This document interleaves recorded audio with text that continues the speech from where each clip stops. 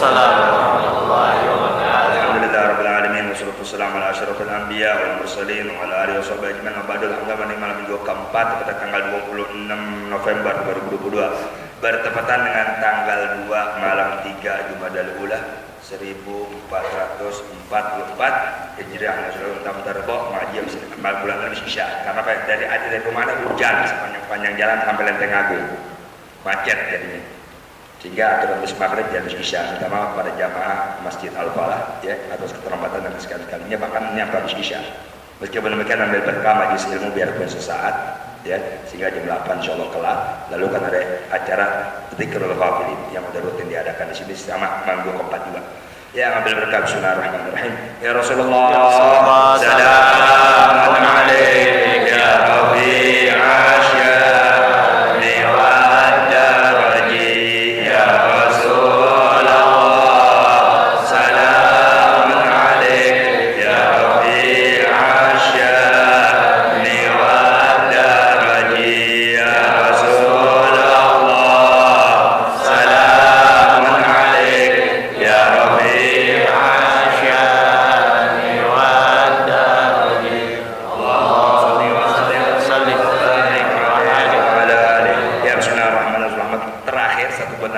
doa setelah wudu itu membaca asyhadu an la ilaha illallah wahdahu la syarikalah wa asyhadu anna muhammadan abduhu wa rasuluh. Allahumma ij'alni minat tawabin waj'alni minal mutatahhirin waj'alni min ibadikas salihin. Subhanakallahumma bihamdika asyhadu an la ilaha illa anta astaghfiruka wa atubu ilaik. Wa sallallahu ala sayyidina Muhammadin wa alihi wasallam. Itu sunnah wudu.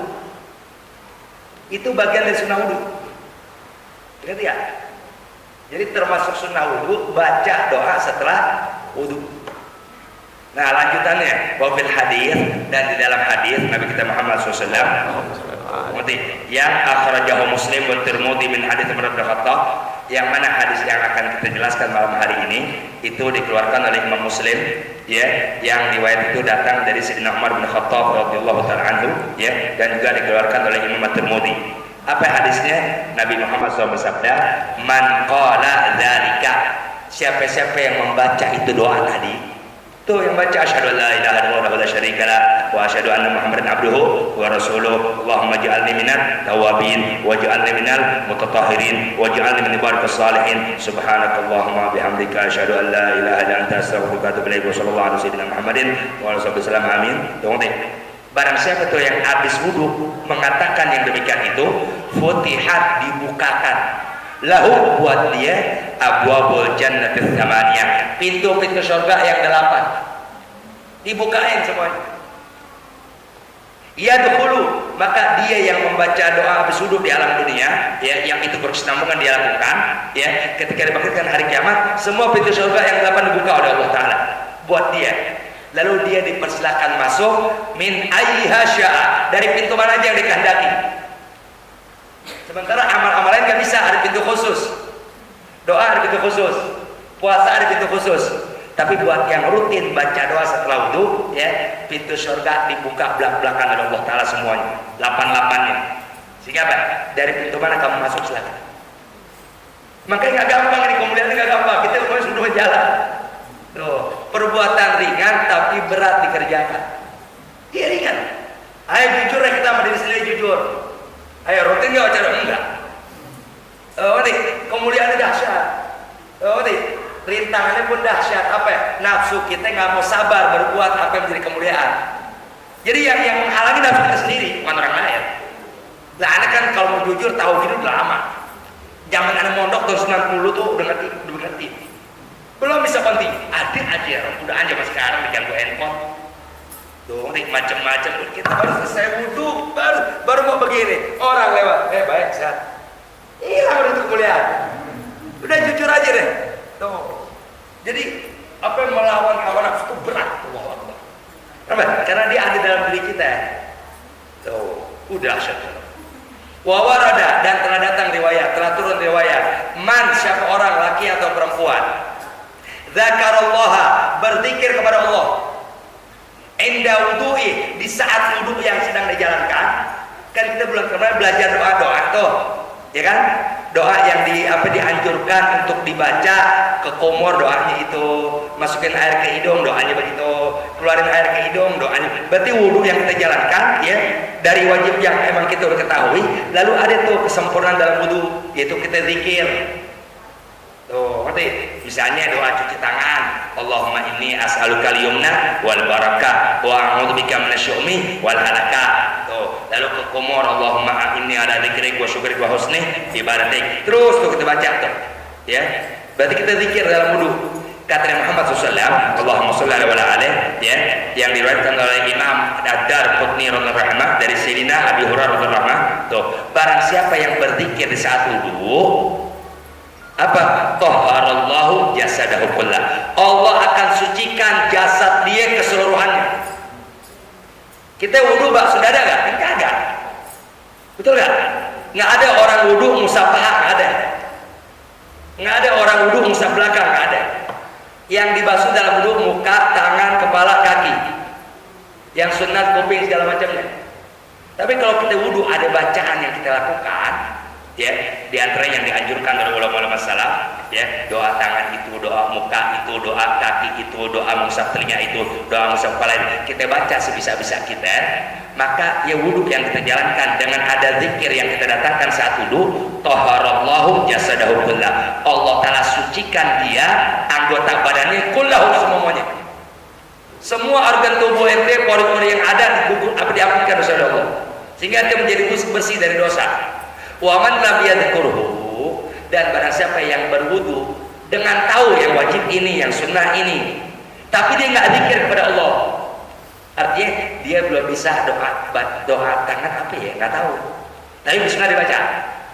Tuh, sehingga zikir-zikir yang ada dalam wudu yang itu nggak wajib dan nggak sunnah, ya, karena datangnya dari para salaf, tuh anjuran aja, sehingga dia wudu ya hanya tahu yang wajib, yang sunnah sebatas bismillah 3 kali. Tuh, zikir nggak ada. Kata Muhammad SAW, siapa-siapa yang tidak berzikir kepada Allah dalam wudu, lam yutahhar minhu, maka tidak akan disucikan dari dia yang berwudu dengan tidak zikir, illa kecuali ma asabahul ma'u, kecuali apa-apa yang mengenai air dari tubuhnya. Kan kita wudu cuci tangan ya, cuci tangan, ya, doa waktu membasuh tangan kita nggak baca karena belum tahu, atau udah pernah tahu ada doanya tapi kita belum hafal. Tuh, sehingga bismillah kita datangkan, ya, kita cuci tangan. Tuh, maka air yang mengenai tangan saat kita basuh itu menggugurkan dosa yang datang dari tangan kita. Lalu kita ke kumur, dosa yang datang dari mulut kita, Allah telah gugurkan dengan kita ke kumur. Dosa yang kita lakukan melalui hidung Allah gugurkan. Dosa yang datang dari muka kita Allah gugurkan. Kenapa? Karena muka kena air saat wudu, mulut kena air saat ke kumur. Tuh, jadi mana-mana yang air itu yang kita gunakan untuk berwudu, tapi kita nggak zikir kepada Allah dalam wudu, maka setiap air yang mengenai anggota tubuh kita dalam berwudu itu yang Allah gugurkan dosanya. Berarti yang nggak kena air nggak Allah gugurkan. Jadi kalau kita mau digugurkan dosa kita dari ujung rambut sampai ujung kaki, maka kita sempurnakan wudu kita dengan apa? Belajar doa wudu. Tuh, ngerti ya? Doa wudu, doa tangan itu, doa kaki itu, doa muka itu, doa telinga itu, doa musab kepala itu. Mana yang kita mampu jalankan dulu sebelum berbayar. Kita nggak ada sempurnanya. Maka disuruh terus belajar. Untuk apa? Untuk supaya dari waktu ke waktu, ya, bertambah kesempurnaan kita dalam pelaksanaan ajaran Muhammad SAW. Allahumma sholli alaihi wa sallam. Dzakarahul Ghazali fil bidayah. Hadis yang berikut ini, ya, telah disebutkan oleh Imam Ghazali dalam kitab karangannya Al-Bidayatul Hidayah. Tuh, Imam Ghazali kan orang kitab banyak, di antaranya Al-Bidayatul Hidayah. Hadis yang barusan kita pelajari, ya, itu ada dalam kitab Al-Bidayatul Hidayah. Tuh, hadis yang mana? Hadis yang nomor 2. Tuh, yang barang siapa yang berwudu zikir kepada Allah, maka Allah sucikan semua anggota tubuhnya meskipun dia nggak kena air. Tapi kalau yang berwudu nggak zikir kepada Allah, nggak dibersihkan dosa dia kecuali dosa yang apa? Yang air wudu mengenai anggota badan dia. Makanya kalau kita wudu, Allahu Akbar, semua dosa kita rontok itu. Dosa kan kita jalankan mata kita meskipun nggak niat berbuat dosa pasti dosa. Pasti. Berkah ada wudu rontok. Tuh, ya segala macamnya. Ya, nah apa yang namanya keutamaan orang yang zikir dalam wudu. Maaf, kalimat zikirnya bukan datang dari Rasulullah ya, tapi Rasul udah ngasih apa ya? Udah ngasih gambaran. Tuh, barang siapa yang berwudu zikir kepada Allah. Berarti ada zikir wudu. Oh, datang tuh hamba-hamba pilihan Allah. Di antaranya Imam Ghazali yang memproklamirkan doa-doa berikut ini. Karena beliau ketemu orang demi orang begitu. Oh, doa wudu begitu, doa wudu baca wudu begitu. Maaf, nggak wajib ya, jadi jangan dipertentangkan. Al-ghuslu, nah sekarang mandi. Setelah wudu kita pelajari, karena itu ya perbuatan yang mengangkat hadas kecil kita, ya. Tapi karena kita sewaktu-waktu mengalami hadas besar dan itu bisa dialami oleh kita yang belum berumah tangga, tuh ngerti? Maka ya tidak ada yang dapat mengangkat hadas besar yang kita alami kecuali mandi. Sehingga apa? Sehingga kita juga wajib tahu mandi yang diwajibkan oleh agama. Tuh, jadi kan mandi yang hari-hari itu nggak wajib. Mau kerja, mau kondangan, ya, mau sekolah, mau apa lagi, mau setelah itu mandi nggak wajib. Tuh. Tapi ada perbuatan-perbuatan yang kalau itu kita alami, maka enak nggak enak, senang nggak senang, mau nggak mau wajib mandi. Tuh. Tapi perkara yang kita alami yang dengan perkara ini diwajibkan kita untuk mandi, nggak sama dengan mandi kerja, nggak sama. Tuh, kalau kita nggak tahu ilmu mandi, sholat kita gagal, baca Quran kita haram. Datang kita ke masjid haram karena kita harus besar. Meskipun kita udah mandi, tapi mandi Anda nggak dibenarkan oleh agama. Kenapa? Karena nggak ada ilmu yang Anda ketahui untuk bagaimana cara mandi mengangkat hadas besar. Wuruh ya amat. Serem. Di hari kiamat yang tanda-tanda kiamat kan begitu, ilmu diangkat oleh Allah.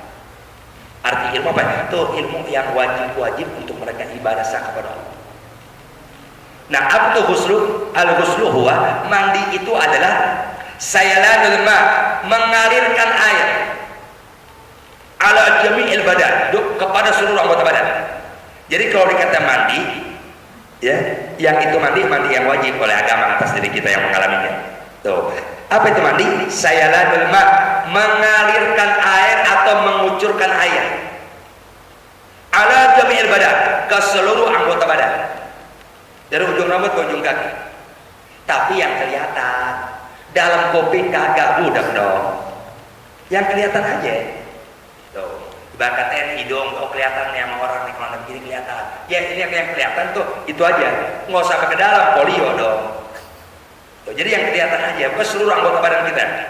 Tuh, ya biniyatin maksusatin, di mana mengucurkan air atau mengalirkan air ya kepada seluruh anggota badan, ya biniyatin maksusatin, dengan disertai niat yang udah ditentukan.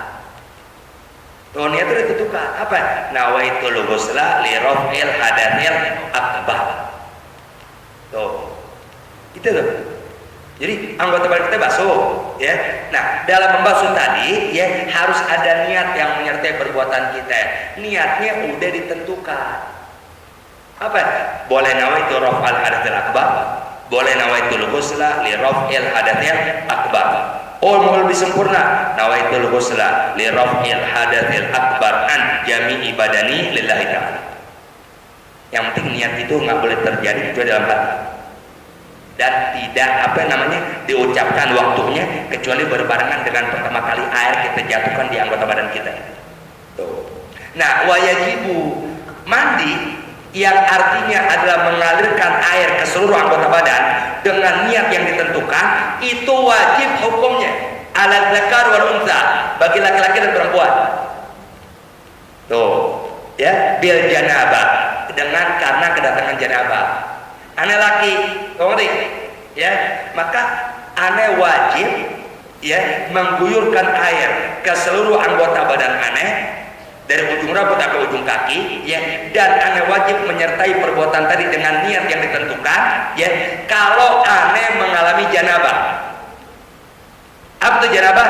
Wahia, janabah itu tahsul, ya, dapat dihasilkan oleh seseorang yang mendapatkan janabah bi ahadi amrin, dengan salah satu dua perkara ini. Artinya ane bisa dibilang janabah kalau ane mengalami satu di antara dua perkara ini. Jadi janabah itu hanya ada dua kemungkinan, dan ini wajib bagi laki-laki, dialami oleh laki dan perempuan. Jadi janabah adalah ya perkara yang bisa dialami oleh laki dan perempuan. Itu janabah. Yang mana kalau kita mengalami janabah, ya kita wajib mandi. Tuh. Dan seseorang dikatakan mendapatkan janabah hanya karena satu di antara dua perkara ini. Tuh, jadi selain dua perkara ini kita bukan janabah. Apa itu janabah? Ya, yang dia adalah satu di antara dua perkara berikut ini. Pertama, bi khurujil mani, karena keluar mani. Tuh, keluar mani namanya janabah. Ini bisa dialami oleh laki dan perempuan. Yang kedua, au bil mujama'ati fil farji, yaitu dengan berjima atau bersetubuh. Maaf ya, bersetubuh sama keluar mani beda. Umum orang bersetubuh sampai keluar mani, umum. Tapi bisa jadi orang bersetubuh tapi nggak keluar. Kenapa? Karena saat dia bersetubuh, tunggu nih, yang mana batasan bersetubuh apa? Ilajul hasyafa fil farji, masuknya tuh kepala sunat suami di kemaluan istri, itu namanya jima. Berarti kalau kita yang sebagai suami memasukkan kemaluan kita di dalam kemaluan istri, dan kemaluan kita udah ada di dalam kemaluan istri, tuh belum sempat keluar mani, tahu-tahu bunyi ambulan, belangwir kebakaran. Akhirnya kita nggak jadi. Namanya kita udah ada kedatangan janabah. Tuh, ngerti ya? Jadi arti bersetubuh, ya, masuknya kemaluan suami kepada kemaluan istri, ya, di mana batasan dia bersetubuh apabila tuh helm sunatnya, helm kemaluan dia udah ketutup di kemaluan istri, maka itu namanya si suami dan si istri udah kedatangan janabah meskipun belum keluar mani. Ya, si suami baru masukin di kemaluannya, di kemaluan istri, masuk bles. Tunggu nih, ternyata saat dia bersetubuh yang kemaluan dia udah masuk di kemaluan istri, dia punya anak yang udah lahir lebih dulu, umurnya setahun sebulan, jatuh dari tempat tidur ke debu, nangis tuh anak. Tuh bapak suami istri lagi berjima kaget, ya Allah, bangun. Maka perbuatan tadi udah mewajibkan mereka berdua melihara sebesar. Berarti ya, karena udah bersetubuh namanya. Kan nggak mustahil terjadi hal itu. Atau kucing jatuh dari genteng, pas jatuh ke kamar atap kita, tuh kita kaget, kecabut kemaluan kita dari kemaluan istri. Tadi kemaluan kita udah ada di dalam kemaluan dia tuh. Maka hal tadi namanya kita udah bersetubuh, meskipun tidak keluar mandi. Nah, orang yang mengalami salah satu di antara dua perkara ini namanya dia kedatangan janabah. Tuh, berarti baik si laki maupun si perempuan wajib mandi. Apa tuh? Tuh dia wajib, ya, mendatangi tempat mandi, ya, yang di situ dia mengucurkan air ke seluruh anggota badannya, ya, di mana hal tadi dia lakukan diawali pertamanya dengan niat. Nawaitul ghusla li raf'il hadathil akbar, atau nawaitu raf'al hadathil akbar an jami'i badani lillahi ta'ala. Tuh, niat tuh pas air jatuh, tuh nih di salah satu anggota badan dia. Tuh, lalu ratakan seluruh anggota badan dia dari ujung rambut sampai ujung kaki, termasuk lekukan-lekukan kulit yang ada, tuh lipetan-lipetan badan yang ada, yang ditakutkan air nggak mungkin sampai. Apa? Karena ini mandi ngangkat hadas ini. Tuh, bukan apa? Bukan mandi biasa. Sehingga apa? Sehingga wajib diperhatikan, ya, agar air yang digunakan untuk mandi tadi, ya, meratai seluruh anggota badan dia. Tuh, udah, jadi yang wajib dalam mandi sebesar hanya dua. Pertama, niat di hati berbarengan pas air jatuh. Kedua, dia meratakan seluruh anggota badan. Tuh, maaf nih ya, termasuk selangkangan, hati-hati. Tuh selangkangan, ya, dan belahan kedua dubur kita itu wajib basah, karena itu bagian luar. Nih, ini kan ada diri, boleh. Ini kan kalau ada diri, tuh nih, ya. Berarti kalau ada mandi begini, itu dalaman antara lipetan dua pantatannya akan naik. Tuh, ini kalau ada begini di bagian luar tuh, belahannya tuh. Tuh, sehingga apa? Iniin air, tuh nih. Biar apa? Biar lipetan yang apa, lekukan yang ada di antara kedua pantat kita nih, tuh nih, rata dengan air. Tuh, ngerti? Kenapa? Karena nggak boleh ada satu pori-pori dari anggota yang disebut bagian luar yang nggak basah. Ini kita mandi hadas besar loh. Tuh, kan orang yang belum mengangkat hadas besar sesuai ilmu, ya, satu ke masjid haram, melantunkan Quran haram. Tuh, kalau nggak punya wudu baca Quran nggak haram, masalah nggak megang. Tapi kalau hadas besar, lagi haid kan nggak baca Quran. Tuh, sama jarang hukum belum baca Quran, kecuali dia udah mandi. Mandi kalau nggak benar tata cara pelaksanaannya sesuai aturan Nabi Muhammad SAW, berarti nggak mensucikan diri hadas besar. Akhirnya apa? Akhirnya semua perbuatan yang wajib suci besar buat dia dosa dikerjakan. Kenapa? Karena dia nggak sah dalam mengangkat hadas besar, rugi amat. Tuh. Nah, wajibu aidon alal mar'ati, dan wajib juga mandi yang dia adalah mengalirkan air ke seluruh anggota badan, ya, dengan disertai niat, ya, wajib tuh melakukan mandi seperti itu, ya, selain bagi laki dan perempuan yang tadi dua perkara dialaminya, ya, apa? Ini wajib juga, tapi khusus buat perempuan. Kalau dua perkara tadi tuh, laki dan perempuan ngalamin, keluar mani sama bertubuh, tuh, nanti perempuan bisa mengalami keluar mani, tuh, nanti, dan perempuan bertubuh pasti sama laki.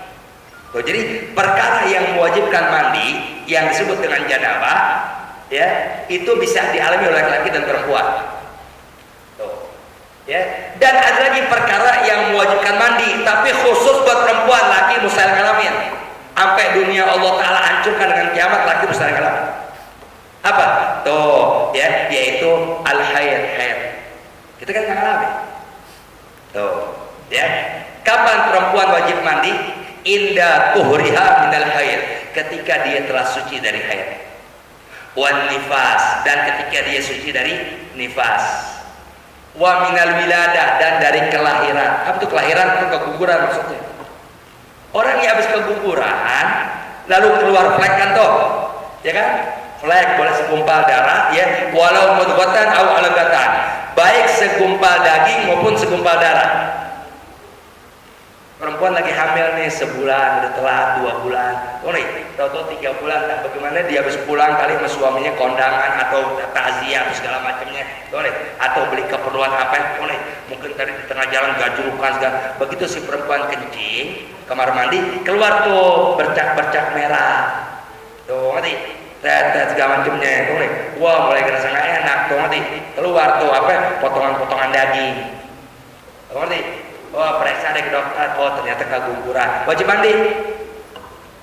Setelah itu masih wajib mandi. Oh, nanti bukan nifas itu kelahiran namanya. Oh, nanti karena kelahiran tadi, ya, meskipun segumpal daging atau segumpal darah, berarti kalau mulai berbentuk potongan daging kecil-kecil, mungkin udah 4 bulan ini, tuh, atau masuk 4 bulan 120 hari. Tapi kalau kurang dari 4 bulan itu masih alaqah. Apa tuh alaqah? Segumpal darah. Kan perempuan kalau keguguran dia betul nggak? Ya kan suka keluar ya, tanda-tandanya gitu. Tuh, flek keluar. Tuh, maka ketika hamil itu nggak berjalan sebagaimana harapan, ya, karena kehendak Allah wajib terjadi. Tuh, akhirnya si perempuan tadi keguguran. Maka kalau dibersihkan oleh bidan segala macamnya, kalau kita bilang dikira apa tuh? Ya, boleh. Maka setelah itu kalau nggak ada haid yang datang menyusul, dia wajib mandi. Oh, kenapa? Karena dia habis mengalami al-wiladah, kelahiran. Bukan melahirkan, kelahiran. Apa? Tuh, yaitu keluar segumpal darah atau segumpal daging. Al-Fatihah. A'udzubillahi minasyaitonir rajim. Bismillahirrahmanirrahim. Alhamdulillahirabbil alamin arrahmanir rahim maliki yaumiddin. Iyyaka na'budu wa iyyaka nasta'in ihdinas siratal mustaqim siratal ladzina an'amta 'alaihim ghairil maghdubi 'alaihim waladdallin amin. Bismillahirrahmanirrahim. La ilaha illallah al-mawjud fi kulli zaman, la ilaha illallah al-ma'bud fi kulli makan, la ilaha illallah al-madhkur fi kulli lisan, la ilaha illallah al-ma'ruf bil ihsan, la ilaha illallah kulla yawmin huwa fi sya'n, la ilaha illallah al-aman min zawal al-iman ومن فتنة الشيطان يا قديم الإحسان كم لك علينا من إحسانك القديم يا حنان يا منان يا رحيم يا رحمن يا غفور يا غفار اغفر لنا وارحمنا وأنت خير الراحمين. وصلى الله على سيدنا محمد وعلى آله وصحبه وسلم والحمد لله رب العالمين. بسم الله الرحمن الرحيم. سبحانك اللهم وبحمدك أشهد أن لا إله إلا أنت أستغفرك وأتوب إليك. اللهم اجعل جمعنا هذا جمعا مرحوما وتفرقنا من بعد تفرقا معصوما ولا تجعل اللهم فينا ولا منا ولا معنا شقيا ولا محروما ولا معذورا ولا معثوما. اللهم يا رب كل شيء بقدرتك على كل شيء وفقنا كل شيء ولا تسلنا عن كل شيء ولا تحاسبنا من كل شيء وعافنا كل شيء ولا تعذبنا على شيء. يا أول الأولين ويا آخر الآخرين ويا ذا القوة المتين ويا راحم المساكين ويا أرحم الراحمين. ربنا انفعنا بما علمتنا رب علمنا الذي ينفعنا رب فقهنا وفقه أهلنا وقرابات لنا في ديننا مع أهل القدر ونتاذك رب وفقنا وفقهم لما ترضي قولنا فعلا وارزق الكل حللا دائما واخذ أنبياء علماء نحظى بالخير ونكفى كل شر. ربنا اصلح لنا كل شؤون واقر بالرضا منك العيون واقضي عنا ربنا كل الديون قبل أن تأتينا رسل المنون واغفر استر أنت أكرم من ستر. وصلاة الله تغشى المصطفى من إلى الحق دعانا والوفاء بكتاب فيه للناس الشفاء وعلى الآل الكرام الشرفاء وعلى صحب المصابيح الغرام. اللهم اهدنا بهداك واجعلنا ممن يسارع في رضاك ولا تولنا وليا سواك ولا تجعلنا ممن خالف أمرك وأصاب. حسبنا الله ونعم الوكيل ولا حول ولا قوة إلا بالله العلي العظيم.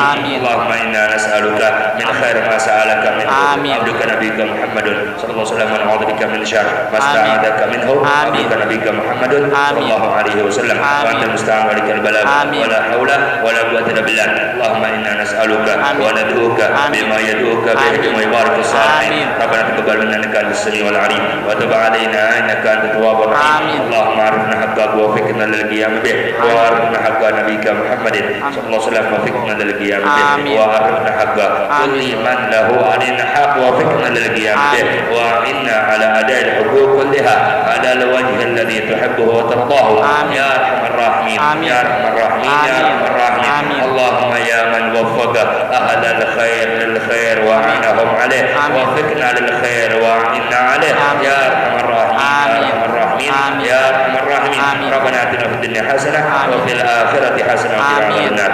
وصلى الله وسلم على سيدنا محمد وعلى آله وصحبه وسلم أجمعين آمين بفضل سبحان ربك رب العزة عما يصفون وسلام على المرسلين والحمد لله رب العالمين. الحمد لله.